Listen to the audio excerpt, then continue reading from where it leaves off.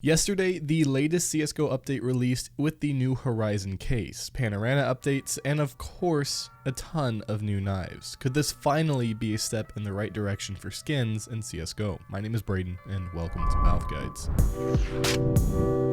CSGO has been said to be on its final legs for a while now, and after many game-killing updates Valve has put out, we might now have gotten what we wanted. Valve has implemented 4 new knife styles, and this could cause a boom in the skin trading community. And that's a boom that CSGO desperately needs right now, so with no further ado, let's take a closer and in-depth look into these new knives. First off, we have the new Stiletto Knife. This looks like the commonly known flip knife used stereotypically by movie gangsters, but more importantly, Ellie's knife in The Last of Us. Fuck away from me! It has almost a spear-like shape with 2 pushable buttons to produce the blade. The texture of the knife seems to vary in whether the handle is textured too. For example, the case hardened has a black handle with a silver button, whereas the Safari Mesh is completely textured. It appears that the lower tier knives are completely textured, and this could have an impact on the value of the skins themselves, meaning this will probably have a significant impact on the value of some of these new knives. Secondly, we have the Ursus. This looks like the Huntsman and default T-side knives combined. It has a rectangular blade with a pointed tip, and again, this has the same handle patterns as the Stiletto, except this one looks like it'll be a lower tier knife, as the style and shape isn't really too impressive. Personally, I kind of like the more plain style knives. I like to keep things simple, and I don't like things to be too colorful or too oddly shaped, except when it comes to the butterfly knife, just because you can flip it. The textures available for this knife are not very sought after either, with the exception of the Crimson Web. Now, I'm from Texas, and this is how you pronounce things that have a J in them.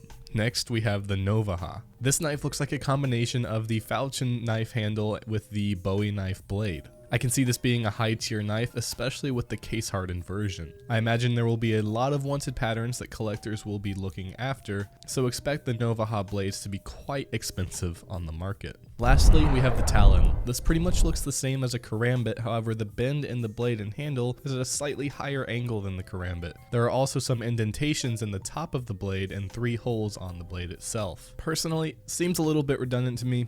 We already have a Karambit, although I don't think anybody's gonna complain with the fact that there's more knives in the game. I wish we could have seen a different direction taken with this style of knife. I just don't think it looks different enough to be worth it. Although that's just my opinion, change my mind.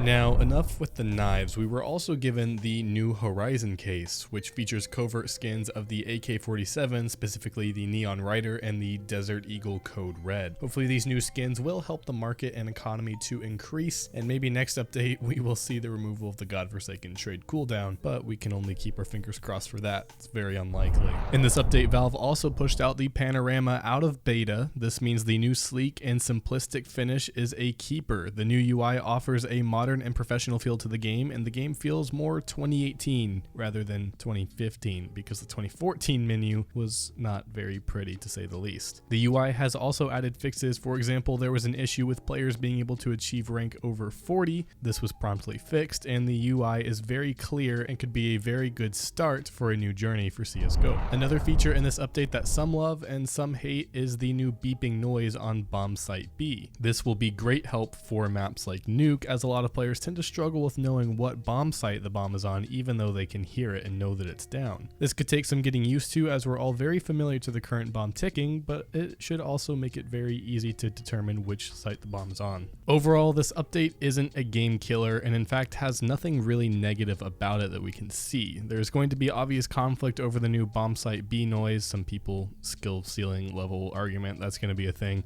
but we'll get used to it, just as we have gotten used to every other audio update that CSGO has pushed out. So what does this mean for the community? Well, these new knives being added to the game, trading will most likely start becoming a growing community again, at least for a little bit. The knives are most likely going to impact the economy of the game as well. With the knives increasing and decreasing the value of other knives, we really hope this update will bring back some of the community that has left the game a few months ago. What are your thoughts on the new knives? Let us know in the comments below. Thank you so much for sticking around until the end portion of the video. I know this one was really short, it was just a quick little update. Wanted to see if you guys like this style of video. So again, thank you so much for sticking around.